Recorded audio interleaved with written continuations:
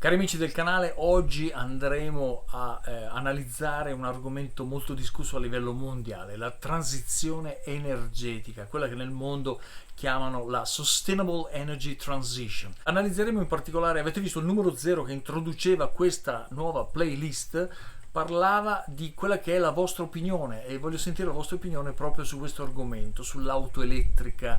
Poi ci saranno video anche che tratteranno l'idrogeno e lo scopo è quello di analizzare se la transizione energetica sta avendo sta realizzando il suo scopo, sta avendo un esito positivo, ovvero in questo video parleremo di auto elettriche, cosa sono, come funzionano e fondamentalmente analizzeremo i tre aspetti che ci riguardano da vicino per ciò che è il nostro canale, ovvero l'uso dell'auto elettrica, il costo, quanto costa e poi il green, cioè è effettivamente un mezzo che può salvare il pianeta. Questi tre aspetti saranno oggetto di questo video.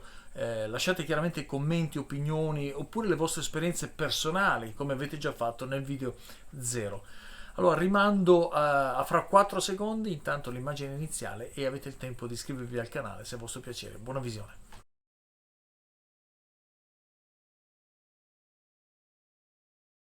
Come anticipato tratteremo aspetti positivi e negativi per quanto riguarda l'uso, il costo e il green. Per quanto riguarda l'uso, ragazzi, tratteremo la nostra quotidianità, cioè ho una macchina elettrica e la devo usare. Quali sono le difficoltà, quali sono i pregi e i difetti? Per quanto riguarda invece il costo, bisogna analizzare se effettivamente ne vale la pena, se le case produttrici sono esose per quanto riguarda i prezzi, e il green viene naturale capirlo, cioè l'auto elettrica può salvare il pianeta, è la vera soluzione al posto del petrolio. Andremo ad analizzare questi tre aspetti non in chiave economica, politica e quant'altro, ma in chiave puramente tecnica, come è classico di questo canale. Buona visione e andiamo avanti gradualmente. In questo video, ragazzi, cercherò anche di rispondere alle perplessità, alle curiosità, ai dubbi e anche alle paure che avete esternato nei commenti del video 0. In particolare voglio iniziare trattando un argomento molto importante perché un amico del canale mi ha chiesto: Gianni, però l'auto elettrica si salva il pianeta, ma come facciamo a dire di salvare il pianeta quando c'è lo sfruttamento mondiale per la raccolta del cobalto dalle miniere africane? Ebbene, voglio rispondere in chiave tecnica e non polemica o politica a questo argomento. Il cobalto non c'è all'interno delle litio-ferrofosfato e il fatto che non ci sia il cobalto significa che non andiamo come litio-ferrofosfato a utilizzare quei meccanismi di sfruttamento dove c'è anche la schiavitù dei bambini ed è una cosa una piaga mondiale. Ora, il punto qual è? Le litio-ferrofosfato non vengono utilizzate per le auto, qualcuno ci sta tentando per un semplice motivo: hanno una densità energetica inferiore. Cos'è la densità energetica, ragazzi? Ora, è il rapporto tra potenza e peso. Nelle Li-ion, nelle LiPo, cioè batterie potenti che sono incendiarie, che sono esplosive e sono ogni tanto quelle che stanno buttando giù un po' il desiderio di avere un'auto elettrica. Quando ti brucia un'auto elettrica con le Li-ion, non la puoi spegnere, non la puoi spegnere. Io ho degli amici anche che fanno i pompieri mi dicono: Gianni, quando arriviamo lì possiamo solo sprecare acqua, ma finché non si è esaurita la batteria non si spegne niente. Le litio ferrofosfato invece no, non bruciano, non scoppiano, però hanno una densità inferiore. Pensate che le Li-ion arrivano a circa 270 watt al chilogrammo, mentre le litio ferrofosfato arrivano a 150-170 watt al chilogrammo, quindi non sono la metà, ma questa densità energetica influenza fortemente le scelte delle case costruttrici. Perché? Perché se io devo fare un'auto la cui batteria pesa, ipotizziamo, 200 kg e invece con le Li-ion faccio una batteria della stessa potenza da 100 kg o 120, ho risparmiato peso. E poi posso farla invece più grossa, avendo a disposizione più densità, e in questo modo aumento i chilometri percorribili. Ecco che allora purtroppo le case automobilistiche sono vincolate da questa carenza scientifica, cioè purtroppo quelle più potenti bruciano, scoppiano. E perché usano quelle? Perché non usano quelle salvifiche, quelle del litio ferrofosfato, che non bruciano, e perché invece usano le altre? Non è argomento di questo canale.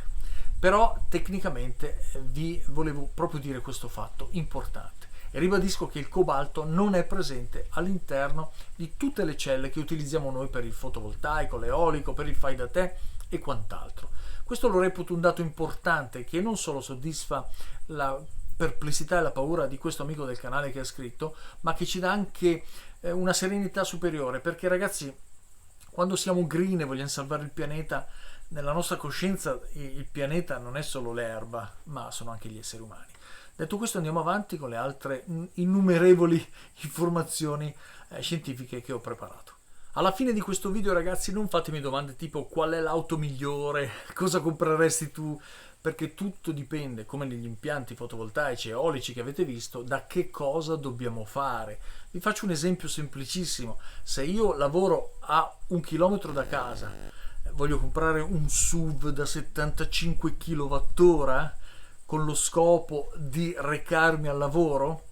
No, ma comprerò un'auto modesta. Ma se io ho invece il desiderio di avere un'auto di lusso, comprerò la macchinina che ho io sul canale? No, compro il SUV da 75 kWh se i soldi me lo consentono. Quindi vedete che sono sempre scelte soggettive in funzione di quello che volete fare. Sappiate comunque costantemente che le vostre scelte hanno delle ripercussioni, non solo sulla natura, sui bambini dell'Africa e quant'altro, ma le hanno anche sul vostro portafoglio. E inizio anche dicendo questo, che reputo importante: le auto elettriche come quelle a gasolio, a benzina, vanno ricaricate. Per ricaricarle ci vuole il carburante costa, quindi valutate quando acquistate un'auto elettrica se la fornitura di carburante, ovvero la ricarica di quest'auto, inciderà sul vostro bilancio familiare. Attenzione, ricaricare un'auto da 75 kWh e voi mi dite: Gianni, io ho l'impianto fotovoltaico, la prima domanda che dovete farvi è questa: che impianto fotovoltaico ho? Innanzitutto, cosa significa scegliere un'auto? Significa, lo scopo di questo video oramai lo sto rendendo chiaro, significa non essere vittima del plagio mediatico. Quando anni fa ci fu una macchina, ovviamente non faccio nomi, dove la pubblicità imperterrita diceva: c'è il Bluetooth dove puoi connettere il tuo telefonino. Parliamo degli anni in cui non c'era il Bluetooth nelle auto. Allora avere il Bluetooth dove io praticamente col telefono appoggiato lì riuscivo a comunicare era una cosa che sembrava fantascientifica, ma questo prodotto, cioè il Bluetooth, costava in produzione 2 euro, 3, lo sappiamo tutti quanto costa un apparecchietto Bluetooth. Ora, questa pubblicità spingeva in tal senso e tantissime persone, soprattutto figli e papà, voglio quello con Bluetooth, eccetera, cioè si andava a spendere 20-30 mila euro per avere un'auto col Bluetooth. A voi sembra una scelta corretta quella di farsi convincere ad acquistare un'auto che costa e incide sul bilancio familiare perché ha un gadget così piccolo? Perché dico questo? Perché nelle auto di oggi molto contorno è dato dai gadget che aumentano i prezzi. Nella valutazione che fate, chiaramente non sono qua a dare consigli familiari, però la valutazione deve tener conto anche di questo. Quando io ho un'auto elettrica e ogni gadget va a costare migliaia di euro, posso anche valutare di privarmene. Chiaramente tutto sempre corrisposto ai soldi. Abbiamo parlato in questo canale dei bluetti. I bluetti costano, sì, costano tanto. Però Gianni, io l'ho preso perché è già bello pronto, finito, funziona tutto, mi piace, elegante. Arrivano i miei amici: cosa c'hai, i bluetti? Sì, è una scelta anche quella. Detto questo, però, voglio aiutarvi a valutare. Alla fine di questo video sarete voi a dire: la mia macchina ideale è non questo modello, attenzione, ma questa tipologia in termini di capacità amperora della batteria, percorribilità in termini di chilometri, gadget. Lo voglio un po' più alto, tipo SUV, perché io abito anche in uno sterrato, lavoro nello sterrato, piuttosto che un po' più sportiva, piuttosto che piccola, piuttosto che il cinquantino elettrico, il quadriciclo elettrico per mio figlio che ha 14 anni. Allora la valutazione è sempre vostra in funzione delle informazioni tecniche Se quindi riusciamo ad acquistare un'auto elettrica esattamente sul nostro target, abbiamo fatto qualcosa di molto positivo. Non ci siamo fatti convincere dalla bella donna sull'auto elettrica, dallo spot eclatante, dal gadget e da tutti quelli che possono essere importanti pezzi della nostra auto, ma non devono essere essenziali. Andiamo avanti.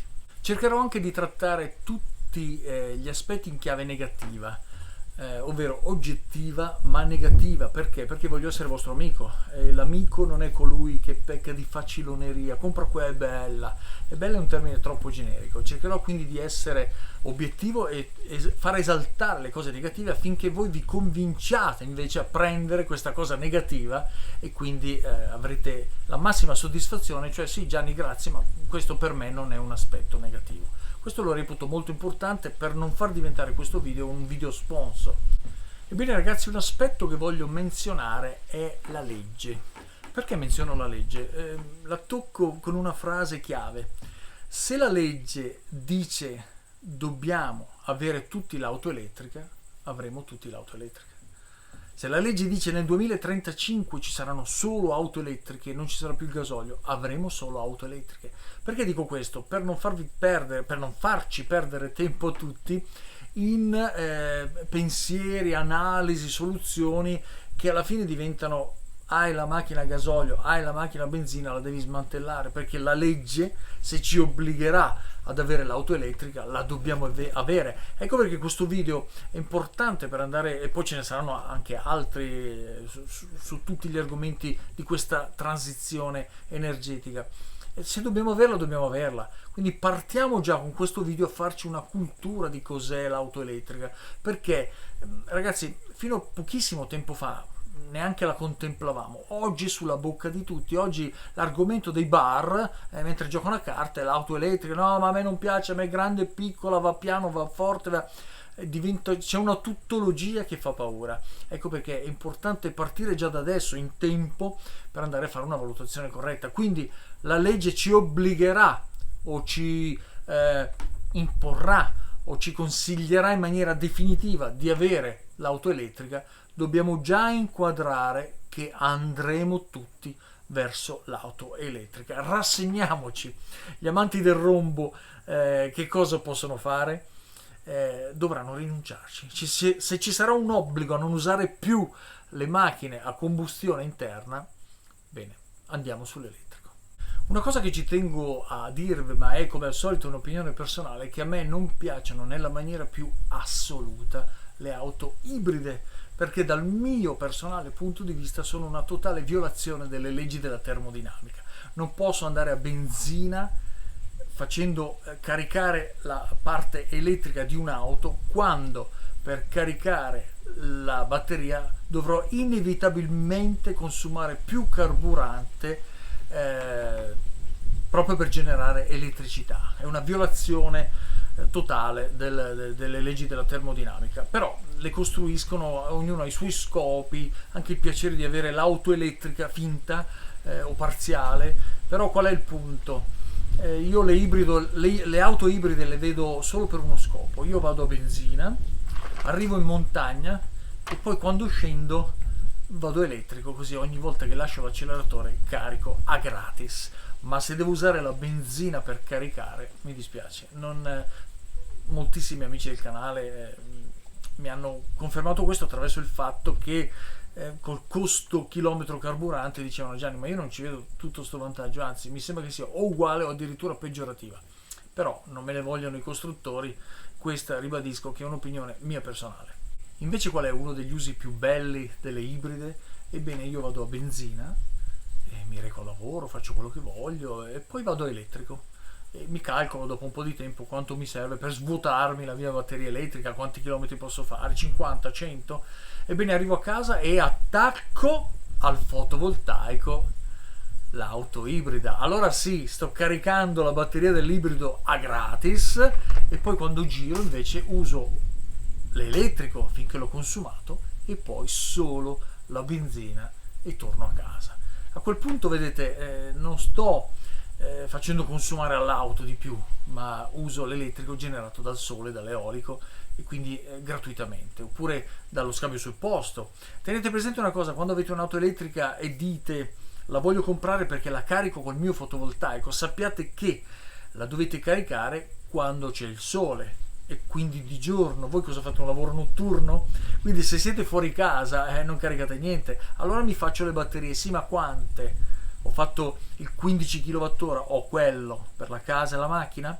Io generai questa idea del mega impianto proprio perché con le 3 batterie, con i 3 inverter, si faceva casa, si faceva tutto pompe di calore e riscaldamento, e l'auto elettrica. Allora quell'inverter da 6 kW, bestione arancione, con le batterie da 30 kWh 2P 16S, ebbene 30 kWh, una macchina modesta, arrivo a casa anche la sera, ho la mia batteria dedicata, tanti pannelli sul tetto, e andavo a caricare le 3 batterie. Poi vedremo nei prossimi video come fare.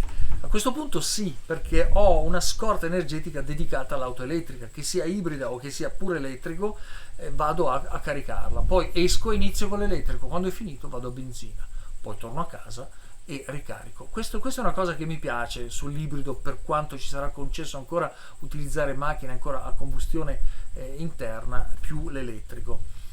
E, una cosa importante: se io ho un impianto, lo dicevo all'inizio di questo video, se ho un impianto elettrico, scusate, un impianto fotovoltaico di una certa potenza, quindi già un 8 kW, un 10 kW di potenza fotovoltaica, e ho 30 kWh di batterie, bello, bello, per la casa è anche buono. Ma quando arrivo a casa e ho una 75 kWh di batteria, come la carico? Non è possibile. E allora Gianni, allora basta, mi riempio il giardino di pannelli, va bene? Se arrivi di giorno butti dentro direttamente. Ma quanto butti dentro? Perché per caricare 75 kWh, se vuoi metterci un'ora, devi avere 75 kW di potenza. Hai questo inverter da 75 kW? No, io ho 6 kW. 6 kW per caricare un 75 kWh ci vogliono 12, 13, 14 ore a manetta a 6 kW, che non va bene. Questo calcolo è importante, quindi se scegliete un'auto in funzione del vostro impianto fotovoltaico, dovete avere l'inverter della potenza adeguata al tipo di carica. Molte macchine, e qui voglio spezzare una lancia, ragazzi, alla modestia, molte macchine, le cosiddette media classe, ovvero le utilitarie, eccetera, elettriche, hanno una buona percorrenza e sono quelle che si arriva a casa e si attacca la spina, ok? Senza avere la wall box e quant'altro. Con la carica, scusate, normale, quella chiamiamola carica lenta, abbiamo un prelievo di 2 kW, di 3 kW, abbiamo il nostro inverter da 6 kW, 2 lo dedichiamo all'auto e il resto per la casa. Abbiamo il nostro pacco batterie bello grosso che si è caricato di giorno e la lasciamo lì. Nel tragitto lavorativo abbiamo usato 5 kWh di batteria, 7 kWh, 2 kWh. Quando attacchiamo dopo un'ora, 2, 3 nella notte, si è caricato.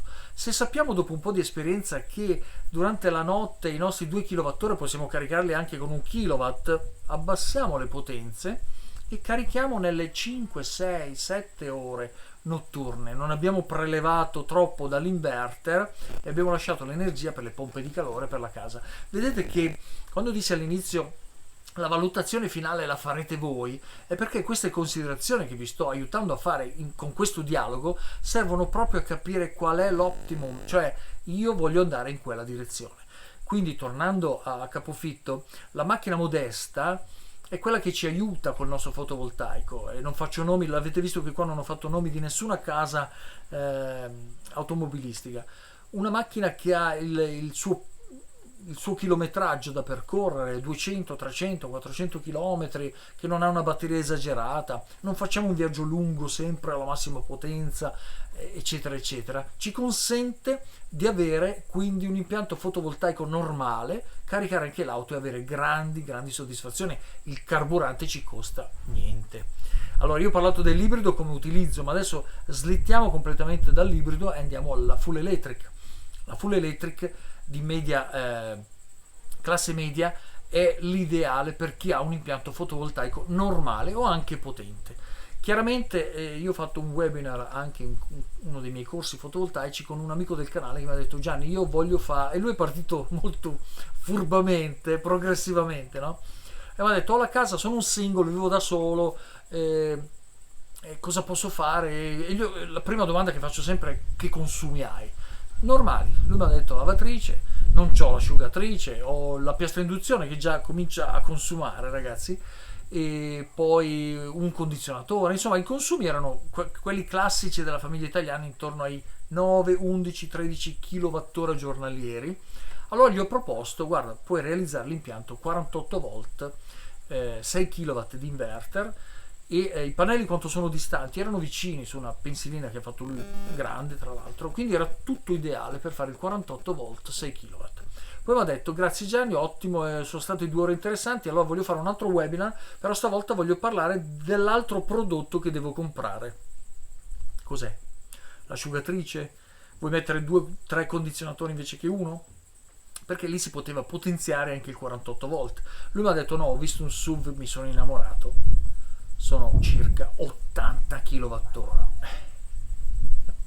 Cioè, non te lo faccio quel webinar perché devi andare a rifarti un impianto fotovoltaico completamente diverso dal precedente, oppure lasci questo così e poi ti fai un campo fotovoltaico, perché ragazzi 80 kWh, cioè è tanta roba, capite? Questa è un'altra valutazione da fare. Attenzione ragazzi, come nel caso di altre apparecchiature costose e quant'altro, io dico sempre, perché io sono un amante della libertà, quindi che siamo poveri o ricchi non cambia la nostra serenità interiore e il nostro stile di vita. Quindi dico agli amici del canale ricchi: Gianni, ti sto ascoltando, però a me non mi interessa, perché io comunque mi voglio un SUV una macchina sportiva che spinge. Adesso sono certe elettriche che da 0 a 100 in 2 secondi, eccetera. Voglio quella, ok? Va bene, prendila. Ricordate ragazzi che l'invidia ci uccide, perché io ragiono così: quando vedo persone ricche dico sempre: sono contento perché uno in meno da aiutare, capite? Quindi se volete comprare macchine da 100.000 euro, 80.000 euro, eccetera, e potete, perché non vi siete indebitati, perché non avete messo in crisi la famiglia, eccetera, fantastico, bello, godetevela, eccetera. Siete green? Da valutare. Siete cioè, insomma, capite, non so neanche i termini usare per non offendere nessuno e non diventare tendenzioso. Questo però è un argomento che non trattiamo sul mio canale, ok? Macchine di lusso, eccetera, va bene. Devi produrre la tua corrente se vuoi caricare. E fai una riflessione, la facciamo tutti anche con le macchine modeste. Se invece facciamo viaggi lunghi, ci arriviamo là, perché una delle ansie più tangibili per coloro che vogliono l'auto elettrica è esattamente il: non ci arrivo, devo chiamare il carro attrezzi.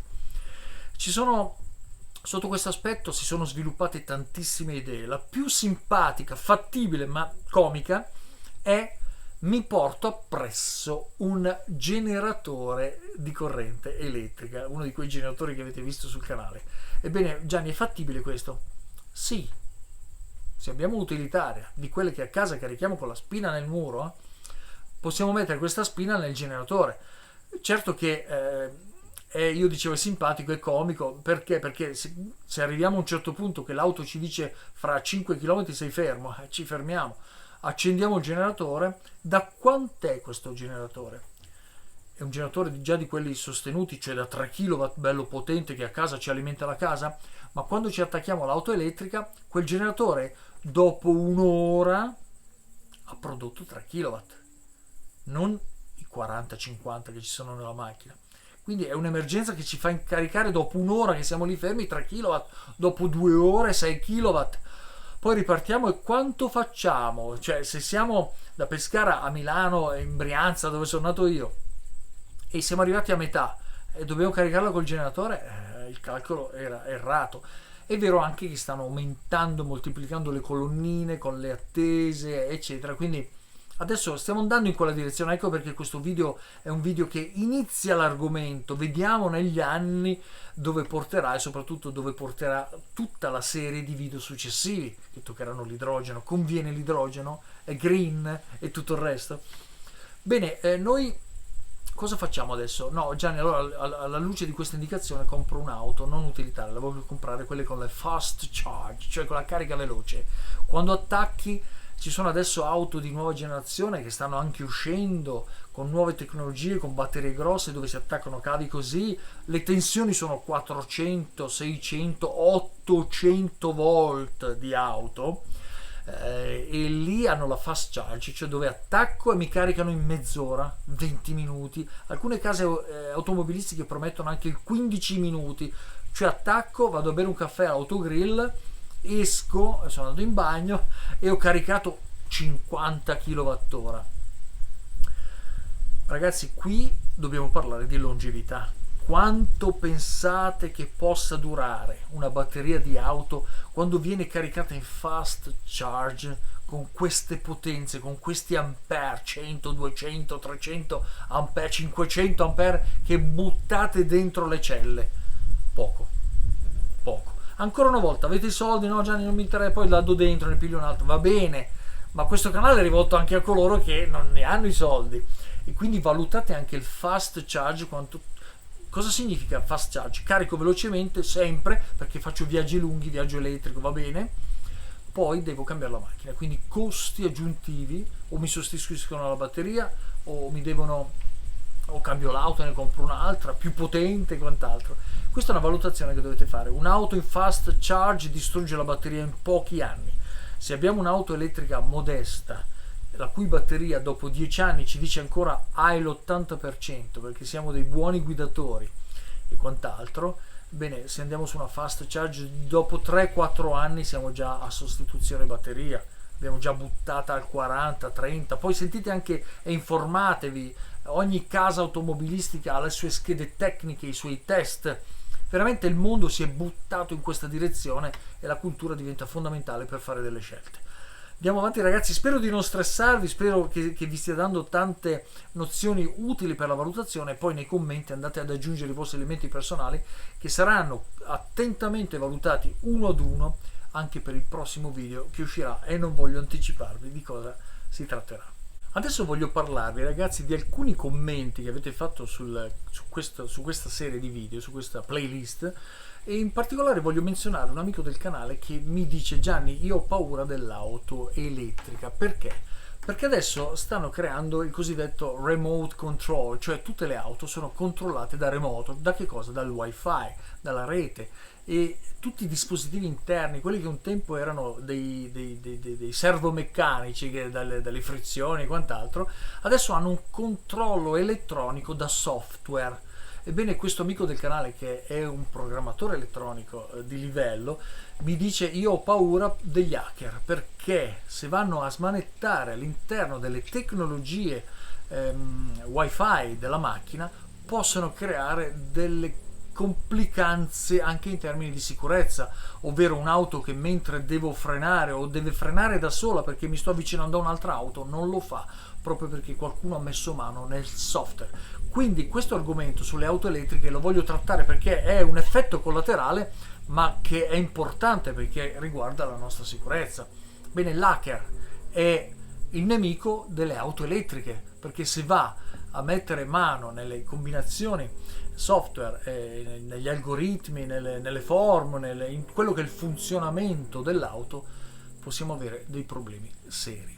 Questo l'ho voluto menzionare, un amico del canale che ha scritto questo commento che era in forma di, non di domanda ma di affermazione, e a lui questa cosa fa paura. Lui è un amante di quello che è cambio manuale, la frizione col pedale, le leve meccaniche. Tutto questo nelle auto elettriche sta andando verso la direzione dell'automatico, quindi del controllo in remoto, e questo è un argomento che ho toccato ma che volevo aggiungervelo come oggetto di valutazione anche sul tipo di auto da acquistare. Tra l'altro sono già uscite, e la Cina ne ha il primato mondiale insieme all'America, le auto elettriche a guida autonoma, ovvero vi sono tantissime telecamere impostate a destra, a sinistra e davanti che controllano la strada e voi lasciate il volante e l'auto va avanti da sola. Vi fidate di un'auto così in base a quello che ho appena detto sugli hacker o sull'imprevedibilità dell'elettronica o sulla legge di Murphy, quello che deve succedere succederà e quant'altro? Quindi Valutate anche questo. Io personalmente vi do la mia opinione, ma è strettamente personale. A me piace tenere il volante e se devo sterzare perché è passato un cane non lo deve fare la telecamera, ok ragazzi? Ho toccato prima l'aspetto della pericolosità delle batterie al ioni di litio o le litio-polimeri, le LiPo. Ebbene, le LiFePO 4 usate su questo canale non hanno il cobalto e in più non sono incendiarie, non sono esplosive. Il punto è questo: quando scegliamo un'auto che ha questo tipo di batterie, sappiamo che non succede mai niente finché qualcosa succede. E quando succede dobbiamo anche contemplare la pericolosità, ovvero perdiamo l'auto, perdiamo i soldi, ma innanzitutto dove sta bruciando l'auto? Ragazzi, sapete che ci sono nel mondo alcune gallerie, traghetti e centri commerciali dove c'è scritto Not allow electric cars, cioè non è permesso entrare alle auto elettriche. Ragionate, se pigliate un'auto e poi abitate in queste zone dove per andare in quella galleria dovete usare un'auto elettrica e non potete, che auto usate? Cosa pigliate? Il tram? Ma perché questo? Perché costoro sanno benissimo che su un traghetto, se sali con l'auto elettrica e questa inizia a bruciare, che facciamo? C'è una pericolosità enorme. Sì, ma anche la benzina, lo so, ma intanto loro l'hanno detto, qua non puoi salire su questo traghetto, non puoi passare nel tunnel di questa galleria sotto la montagna. E in un tunnel se brucia un'auto elettrica, per i fumi che genera e quant'altro, abbiamo visto cosa è successo in passato con un camion a benzina, a gomma che brucia e quant'altro. La valutazione significa non solo in termini di sicurezza, ma anche in termini di divieti. Se io devo sempre traghettare o passo nei tunnel o in un centro commerciale che non c'è il permesso, sapete che nei centri commerciali mi sembra che sia anche in alcuni vietata la GPL, gas propano liquido, perché è un'auto che considerano esplosiva. Molti di voi che c'erano dicono ma è impossibile su serbatoi super doppia camera e quant'altro, ma è vietato. La scelta, ecco perché prima ho citato la legge, se la legge dice dovremo usare tutti l'auto elettrica, cominciamo a ragionare perché sarà così.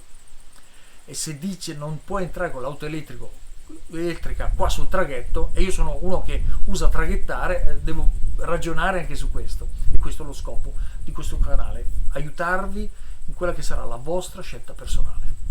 Ragazzi, voglio spezzare una lancia a vantaggio della modestia, ma senza offendere coloro che invece preferiscono il lusso. L'abbiamo già detto, comprate ciò che volete, ma nella modestia avete un'auto che si carica dal fotovoltaico eccetera. Che dire, io lo voglio anche citare, di bici elettriche, di motorini, di scooter. Sono mezzi che ci danno un vantaggio. Possiamo andare spendendo poco, caricandola da casa, non abbiamo usato benzina eccetera, e sono dei mezzi comodi, quindi sicuramente tanta scelta va anche in quella direzione. Se abbiamo una bici elettrica, e oggi sono veramente molto belle, ancora costose però belle, e uno scooter elettrico, una macchinina elettrica, quindi tutte quelle utilitarie, quelle cose piccoline che ci danno mobilità ma che non sono invasive sul nostro territorio, che non sono succhi energia, ebbene queste trovano il mio totale favore perché sono veramente dei bei mezzi elettrici. Non a caso su questo canale ho acquistato a prezzo bassissimo questa macchinina elettrica che ho modificato, grandissime soddisfazioni. Tra l'altro lo vedrete nel prossimo video che uscirà a breve, io ho fatto già 3 pieni, chiamiamoli così, quindi il terzo non è ancora finito e ho già fatto 1100 km circa, ok? Con 3 pieni da 15 kWh. Tanta roba, tanta roba. Biciclette elettriche, ci sono gli scooter, ci sono questi quadricicli adesso bellini, carini, queste cose che sembrano delle scatole che vanno di moda. Bisogna sempre vedere quanto costano, ovviamente, perché sinceramente se devo spendere 10, 12, 15, 20 mila euro per una scatolina, preferisco la mia, ragazzi. Mi tengo la mia e mi compro un'auto migliore. Quindi perché ho perso questa parentesi? Perché è anche la responsabilità delle case automobilistiche dare a tutti un'auto elettrica, quindi il fatto che tutti dobbiamo viaggiare con l'auto elettrica, ma poi tutti dobbiamo anche permettercela, dobbiamo comprarcela, quindi non può diventare una mentalità green rivolta solo ai ricchi. deve essere una mentalità popolare. Se tutti andiamo con l'auto elettrica, ebbene spero che tutti, a partire dai governi, alle case produttrici automobilistiche, possano dare un'auto elettrica a tutti e che segua quello che è il parametro dell'economicità, della bellezza dell'auto, del comfort, del piacere dei gadget, affinché ci sia veramente una coscienza energetica e un'evoluzione energetica di livello e non come al solito arraffazzonata per pochi o che va verso strade che creano solo e soltanto polemiche delle quali siamo abituati. Scusate questi ultimi 2 minuti, andiamo avanti. Ragazzi, mentre scegliete un'auto elettrica nel vostro paese dovete preoccuparvi anche di una serie di cose. Non è solo, come abbiamo detto prima, il costo dell'elettricità in primis, perché è il carburante, ma anche il costo delle manutenzioni. L'auto elettrica è un mezzo molto semplice, non è come un'auto a combustione interna che ha tante cose che si possono rompere. Però quando si rompe qualcosa avete vicino una vostra officina di fiducia. Questa officina, che adesso è partito con l'elettrico, ha le attrezzature, ha le competenze. Se voi abitate in un paesino e a 40 km, 50, 80 avete quello che se ne intende di auto elettrica, siete sempre su carattrezzi, ragazzi. Quindi anche l'importanza da parte delle amministrazioni di dislocare sul territorio quelle che saranno poi tutte le officine per le auto elettriche, e c'è in tal senso anche lì un progresso che stanno facendo tutti. Per i meccanici vecchio stampo, quello dei motori, cominciano ad avere anche aree, zone, angoli dedicati all'auto elettrica. È tutto in evoluzione, quindi stiamo andando avanti lentamente sotto il profilo delle infrastrutture eccetera, ma molto rapidamente sotto il profilo dei prodotti, della tecnologia.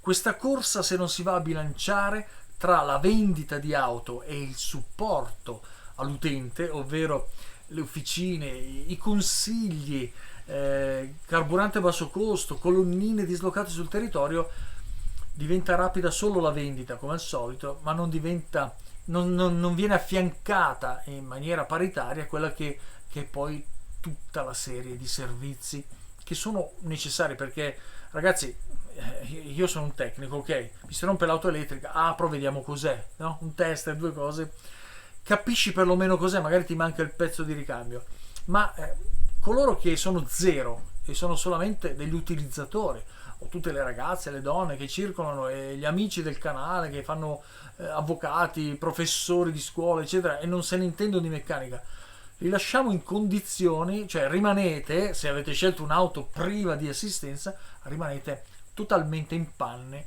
se qualcosa poi non funziona. Vi ricordo che c'è una marca famosa di auto che ha un bello schermo gigantesco, bella, potentissima, da 0 a 100x 2-3 secondi, però a fronte di un incidente gli stessi produttori di quest'auto hanno detto: se fai un incidente dobbiamo cambiare tante cose, perché se si rompe quello schermo, ad esempio, che è il controllo digitale di tutta l'auto, non ti funziona più niente. È bella da avere, ma devi sperare che non ti venga mai nessuno addosso. Anche questa è una valutazione che bisogna fare. Oh, io voglio quella, no, bellissima, potente. Si rompe lo schermo, sei completamente a piedi. Chi te lo cambia? C'è uno a Roma. Attenzione a questi aspetti, ragazzi. Un altro costo che dobbiamo pagare, ognuno di noi, purtroppo, è il costo della sfiducia. Tutto ciò che è avvenuto in passato sulle auto ci ha fatto sempre dire dopo: ecco, lo sapevo, è finita male. Avevano promesso che, ed è finita male. Il costo della sfiducia cos'è? È un meccanismo che frena il progresso tecnologico, il progresso sociale, il progresso scientifico, perché non ci fidiamo più di nessuno, di coloro che ci fanno le promesse che avendo l'auto elettrica non avremmo pagato il bollo. Ma il bollo si paga sull'auto elettrica? Non lo so, informatevi. Prima non si pagava. Ora, il costo della sfiducia significa che noi dobbiamo preventivarlo. Quando questo accadrà, lo dovremo pagare.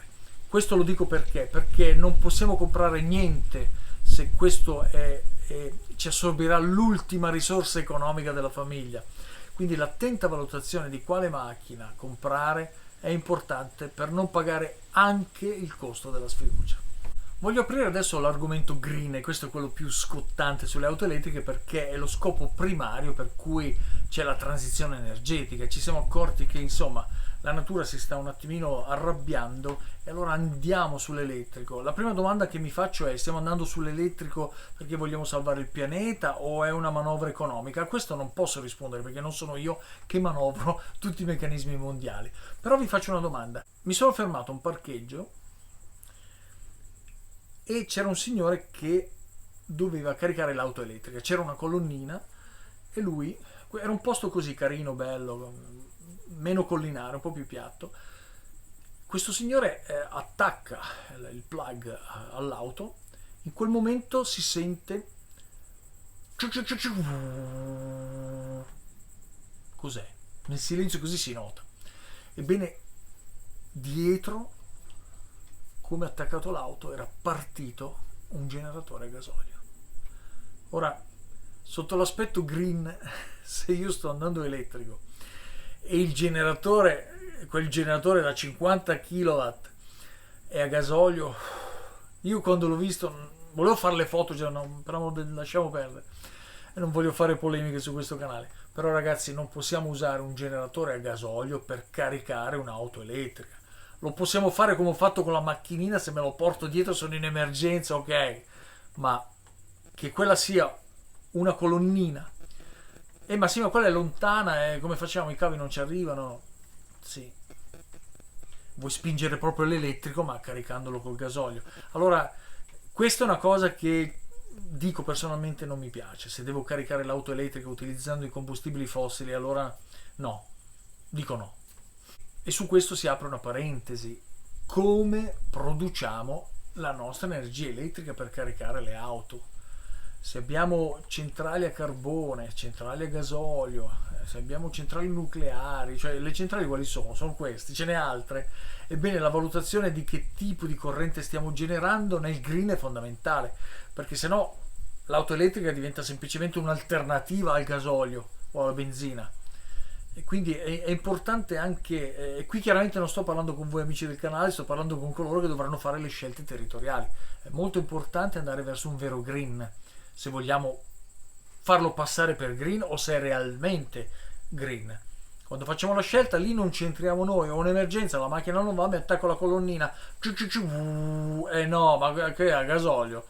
Cioè, rimaniamo anche noi stessi stupiti. Difatti questa era la colonnina delle polemiche. Adesso tocchiamo un aspetto veramente importante, quello delle infrastrutture, cioè quando io dissemino colonnine, soprattutto con la fast charge che assorbono centinaia di ampere, e ho la mia macchina, tu hai la tua, e là più avanti ce le hai, devo creare dei cavidotti che devono trasportare tutta questa corrente, e generatori e turbine eoliche, nonché altre tipologie di generatori e quant'altro.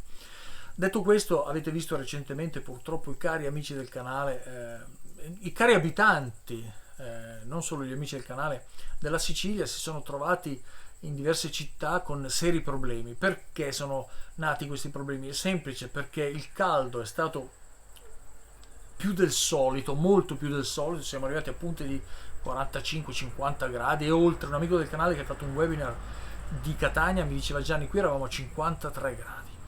Ora, quando c'è questo caldo e voi avete in casa il vostro bambino che sta sudando e continua a bere, oppure la vostra vecchietta, eccetera, cosa fate? Accendo il condizionatore. Cosa devo fare? Stiamo scherzando? Diventa inevitabile. Ecco che 1, 2, 3, 500, 1000 eccetera su un cavodotto sottodimensionato innesca temperature. Dopo la temperatura c'è la fiamma. Ecco che quindi e mi dispiace per tutti gli amici della Sicilia e non solo che si sono trovati in queste condizioni. Quest'anno è stato tragico, tra il nord devastato dalla grandine e la Sicilia, e il sud devastato, anche in Puglia mi sembra, devastato dalle alte temperature, che ha poi creato effetti collaterali. Ora, quando creiamo delle infrastrutture dobbiamo tenere presente quello, e c'è sempre una proporzione: quante auto elettriche sto vendendo, quante colonnine devo creare, quanti cavi devo sostituire. Se questa proporzione non c'è, gradualmente innescheremo il fallimento dell'auto elettrica, che creerà la lamentela del popolo, degli utilizzatori, e carenze territoriali enormi, oppure incendi e quant'altro, come è successo in Sicilia sui cavidotti. Quindi anche questo, chiaramente anche questo non è oggetto di valutazione nostra personale, ma ci tengo a dirvelo per darvi quella cultura scientifica che serve a capire non solo cosa succede all'auto quando inseriamo la nostra spina, il nostro plug ad alta corrente per riempire rapidamente, ma dietro quel cavo, se andiamo a ritroso, c'è un mondo di tecnologia e altri mondi paralleli, che è quello dell'economia e della politica, che non tocchiamo. Ragazzi, spero che sia utile questo video per avere la panoramica generale di cosa sta accadendo e che sia utile soprattutto a voi per andare a fare la scelta mirata per il vostro bisogno specifico, cioè per la vostra auto specifica, la vostra auto dei sogni elettrica che vi faccia divertire, caricata col fotovoltaico e l'eolico, di cui faremo tutti i video nelle varie serie consecutive a quelle che avete già visto. Attenzione anche a una cosa che non si deve sottovalutare, perché purtroppo non è solo l'invidia, ma a volte anche la sofferenza che ci fa diventare rivali uno dell'altro. Voi immaginate, nella zona adesso siciliana che sta subendo queste cose dei cavi sottodimensionati e quant'altro, arriva nel vostro condominio il vostro vicino che ha un SUV e lui attacca 7 kW. Antonio, dai, sai che c'ho l'auto elettrica, devo andare a lavorare. Allora capite che Antonio, Giovanni, Piero sono tutte le auto elettriche che noi abbiamo, che dobbiamo attaccare in un'infrastruttura che è sottodimensionata. Che cosa facciamo? Quindi veramente dobbiamo andare avanti in una proporzione, perché sennò si creano dislivelli a tutti i livelli, per fare un gioco di parole, anche sociali, dove non è l'invidia, ma è non ce la facciamo. Allora tu spegni il condizionatore, si creano tensioni sociali, quindi è importante andare verso una direzione univoca e proporzionale. Andiamo avanti. È dura, ragazzi, lo so, adesso state cominciando ad andare in visibilio, però fra un attimo torniamo sul fotovoltaico dell'elettrico, così usciamo dai parametri sociali, ok? In poche parole, ragazzi, con poche macchine elettriche ce la possiamo fare. Con tante o tantissime macchine elettriche ci sarà da pazientare. Quindi questa è la direzione. Adesso, ragazzi, voglio trattare un argomento molto interessante, lo smaltimento. Cos'è lo smaltimento? Nulla dura per sempre, alla fine questa macchina elettrica sarà da cambiare, le batterie saranno da sostituire, le vecchie cosa facciamo? C'è una serie di utilizzi, di riutilizzi delle batterie per la casa. C'è chi si sta proiettando nella dimensione dell'utilizzo della batteria dell'auto elettrica posizionata in garage con la quale alimento l'auto. Innanzitutto vi devo dire che è pericolosa, perché sono batterie ioni di litio, bruciano e scoppiano. Secondo, dovete vedere se è una cosa legale, perché è una certificazione o è una fai da te che sto facendo io, e su questo canale non tratto aspetti legali e quant'altro, però è pericolosa, quindi fatelo. In America è tutto molto più semplice, la prendono, la mettono, la smontano, perché lì funziona così. Qua no. Quindi attenzione a riutilizzarle per la casa, perché poi è pericoloso. Detto questo, quando invece sono completamente rovinate bisogna smaltirle. Ebbene, lo smaltimento delle litio non è come lo smaltimento delle piombo. Allora, intanto dico che le Li-ion sono molto più difficili da smaltire delle LiFePO 4. Le LiFePO 4 hanno uno smaltimento ecologico molto più semplice, ma gli ioni di litio e le LiPo invece no, quelle delle auto per intenderci. Se non hanno migliorato, siamo intorno al 70, 75, forse 80% di riciclaggio. Ragazzi, le vecchie batterie al piombo, quelle che si usavano e si usano ancora tantissimo, non solo per le macchine, anche per alcuni impianti fotovoltaici, quelle sono riciclabili al 100%. La parola 100%, come vedete, non la usa nessuno. Tutti dicono al 99%, perché posso ipotizzare che qualcosa non sia riciclabile. Anche ci sono degli insetticidi che sterminano i batteri al 99,9%. Io penso che dicano così proprio per dire, ma non posso dire 100, se no uno poi mi accusa. Invece no, se sei morto per quel batterio, lì ho detto 99, io non ho detto che sei sicuro al 100%. Togliamo questa parentesi e ritorniamo alla nostra. Le batterie al piombo che usiamo costantemente sono riciclabili al 100%, ovvero al 99%. Perché? Perché quando entrano negli shredder, questi sono dei macchinari che tritano la batteria proprio così com'è, con l'acido eccetera, viene buttata dentro lì e tritano. Fanno tutti dei pezzi e poi passa l'acqua e la plastica della batteria galleggia. Questa viene raccolta, lavata e rifusa. Tutto il piombo viene ovviamente frantumato, viene raccolto perché il piombo è pesante, va in fondo, è la cosa che va più a fondo di tutti, viene lavato e rifuso, si fa nuovo piombo.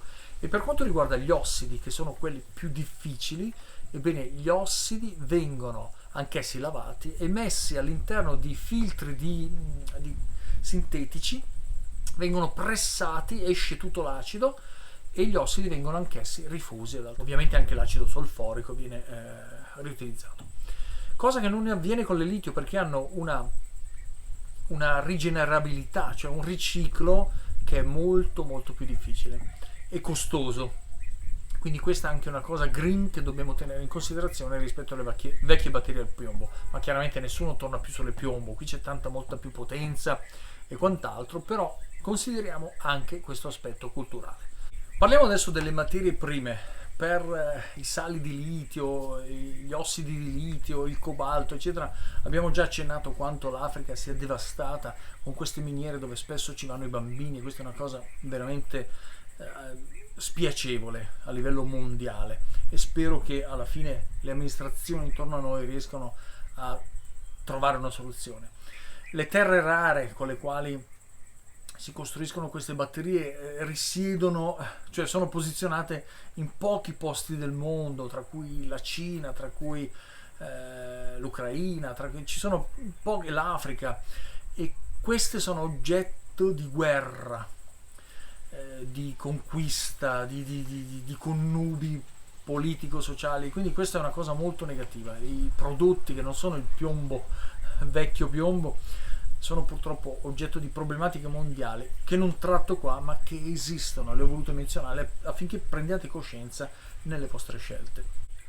Un altro aspetto che dobbiamo tenere in considerazione sono i grandi mezzi, trattori, pullman, navi, chiamiamoli di lavoro, no? Le ruspe, queste le vogliamo trasformare in elettrico? Ora, una ruspa che deve muovere tonnellate di terra, dove le mettiamo queste batterie? Quindi facciamo un cavo con tutte le pericolosità. Quindi questa sarà una problematica grossa. I camion, Milano, Reggio Calabria, Milano Lecce, cioè facciamo un camion elettrico, sì, che quando ferma all'autogrill attacchi dentro 500 ampere, 1000 ampere. Questa sarà una bella rogna, si dice a Milano, per le amministrazioni e dovranno valutarle. Ragazzi, se siete degli acuti osservatori, avevate visto che dietro di me avevo posizionato un oggetto ed era una macchinina. È questa, ragazzi, ve la faccio vedere perché è molto bella. È una Tucker Torpedo degli anni che furono, vedete? Molto molto carina. Bene, questa è un'auto che non ha nulla di elettrico. Anzi, cilindrate, benzina. E che facciamo di tutte le auto che abbiamo d'epoca, storiche? Il maggiolino mio che avete visto anche sul canale. Tutte queste auto le potremmo convertire in elettrico? Però molti amici del canale mi hanno anche scritto, mi hanno detto: Gianni, ma il rombo dei motori, eccetera. La transizione energetica significa anche questo: convincere o obbligare o ragionare insieme su cosa fare del nostro futuro. Una Harley Davidson, bellissima moto che una volta trasformata diventa non sarà facile convincere tutti voi amanti delle moto, del rombo, la Harley Davidson, le macchine d'epoca e quant'altro, che adesso dobbiamo viaggiare silenziosamente. Non può essere trattato in una maniera singola. Questo è il mio problema o il tuo problema. È un problema di tutti che va preso per la gola e risolto in maniera globale. Ce la faremo? Non lo so, non è lo scopo di questo canale. Qui abbiamo ragionato molti aspetti tecnici e voglio chiudere, ragazzi, con delle riflessioni. La prima è stata questa sui motori, sui vintage, sulle passioni dell'epoca, sui meccanici, sui posti di lavoro, che riflessioni facciamo. Un'altra riflessione la voglio fare con voi per quanto riguarda i vecchietti ai quali dobbiamo insegnare l'elettrico, no? È vero che sono molto smart, tantissimi ce l'hanno già, eccetera, però il cambiamento di mentalità per portarsi a cose nuove rispetto alle cose vecchie non è mai facile. E tra queste riflessioni vorrei anche aggiungere una etica che mi è stata proposta da un amico del canale. Ma Gianni, ti sembra normale spostare 20 quintali di ferro per far muovere un essere umano? Che è il peso di questi SUV enormi, elettrici, che consumano tantissimo per far muovere un essere umano. Qui non ho risposta, ragazzi. Ecco perché questa parte finale l'ho chiamata riflessioni. Ognuno di noi deve riflettere personalmente. Un'altra riflessione è quanto la transizione energetica, ecologica che avverrà nel, dicono, 35-40, dove non si potrà circolare più con le auto nelle città e se sarà lo smantellamento di tutte le auto a combustione interna, quanto può interessare questo argomento a chi ha 70 anni, 75 anni, fra 20 anni. Sono argomenti che possono interessare a livello culturale, non personale, soggettivo. Lui dice, ma non so, vedremo. Ho 75 anni, nel 2040 vedremo. E poi soprattutto anche un'altra cosa, tutte le nazioni sono già pronte per questo, sono disposte a questi passi. Paesi come la Cina, l'India, le Filippine, l'Africa sono già pronte per il 2035. Io sono già nella fascia che il 2035 è già lontanino. Ragazzi, questo è stato un video frutto di tante ricerche, di analisi, di riflessioni, e l'ho fatto tutto così, come vedete, a braccio, pensando ai vostri messaggi, ai vostri pensieri anche, che vorrei vedere scritti adesso qua sotto nel canale. Ebbene, spero sia stato di interesse per aiutarvi a capire cos'è per voi personalmente un'auto elettrica e quale acquistare, se spostarsi sull'elettrico subito o dopo, se vedremo il calo dei prezzi, il crollo dei prezzi affinché diventi un'auto per tutti o non ancora, quanto dovremo girare ancora con le nostre auto d'epoca prima di passare all'elettrico. Bene, spero sia stato d'aiuto questo video. Se volete iscrivetevi al canale e ci vediamo al prossimo. Buona serata.